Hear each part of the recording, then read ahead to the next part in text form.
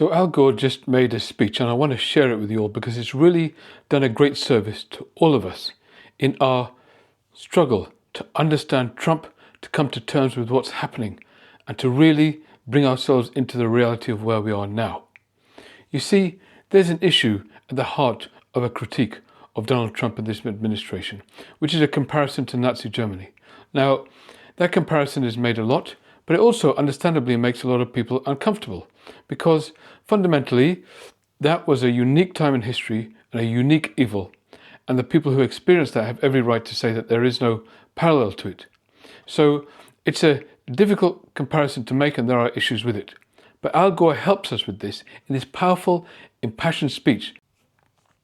Former Vice President Al Gore, a climate advocate, warned that the nation faces a dual emergency, a global threat to the climate and a national threat to democracy. He criticized misinformation from the Trump administration, accusing it of distorting facts for their own gain.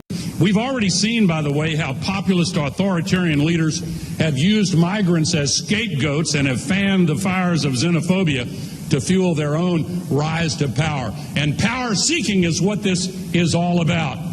Our Constitution, written by our founders, is intended to protect us against a threat identical to Donald Trump, someone who seeks power at all costs to get more power. I understand very well why it is wrong to compare Adolf Hitler's Third Reich to any other movement. It was uniquely evil, full stop. I get it. But there are important lessons from the history of that emergent evil, and here is one that I regard as essential.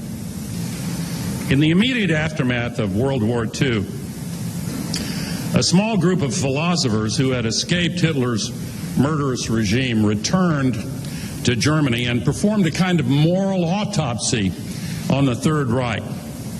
The most famous of the so-called Frankfurt School of philosophers was a man named Jürgen Habermas, best known, I would say, but it was Habermas's mentor, Theodor Adorno, who wrote that the first step in that nation's descent into hell was, and I quote, the conversion of all questions of truth into questions of power.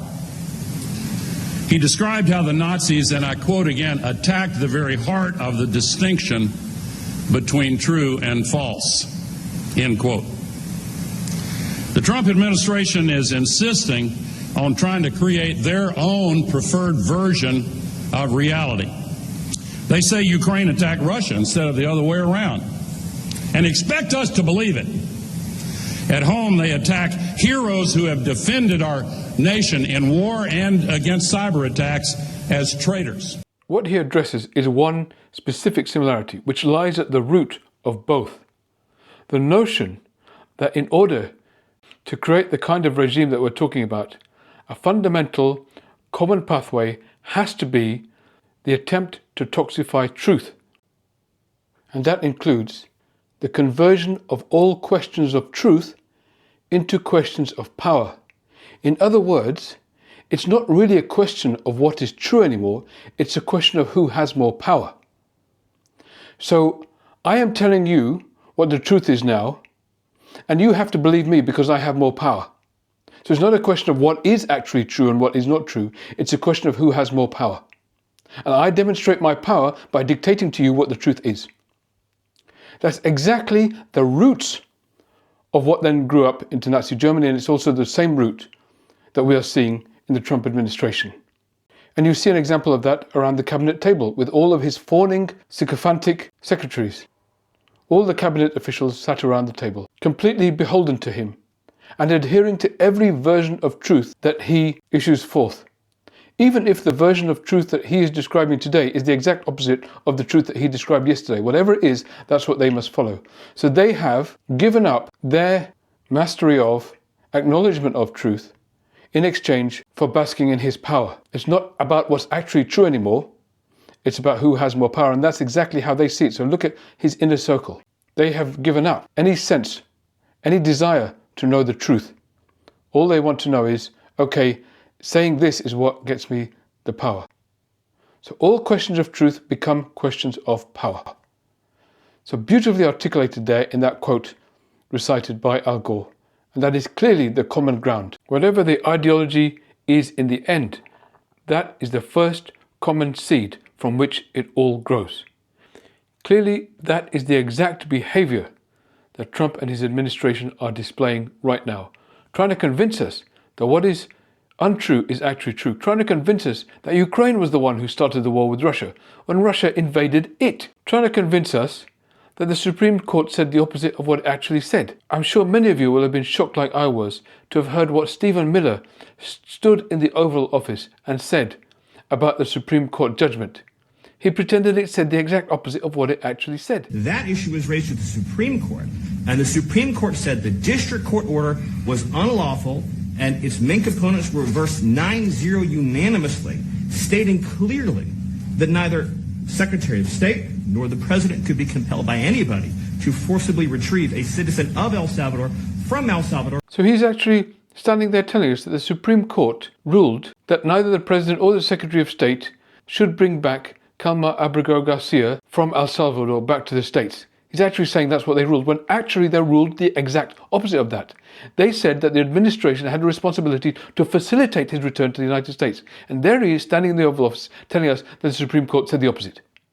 And what was the ruling in the Supreme Court, Steve? Was it 9-0? Yes, it was a 9-0. In our favor. In our favor. Exactly as Al Gore stated, this is a deliberate attack on the distinction between true and false. It's at times like this that we need leadership like this to remind us of those basic principles and the basic roots that lie at the heart of the abomination we are now experiencing. Thank you for watching my video. I'm a psychiatrist. I'm also interested in philosophy and public policy and politics. I aim to make a number of videos about these subjects and particularly the intersection between them. If you're able to like and subscribe to this channel, then it'll really help, and also put in some comments whenever you can. That'll really help the algorithm. It'll really help promote this channel to other people. Now, beyond that, we are all, unfortunately, at the behest of a very small number of people who seem to run everything these days. And we are all at the whim of a tech oligarch who could decide tomorrow to end a channel like this because it's not in their favor. And because of that, I've set up a kind of email newsletter, which you can subscribe to. At the top of the channel, you'll see a web address. Please go there and subscribe to my newsletter. That way you can stay in touch with the videos I'm making. At least we can keep the content flowing. So I hope you can do that. And I hope we can keep talking and also gain clarity, not just about what's happening right now, but how we can get through this, how we can improve things to make a better tomorrow together. Thank you.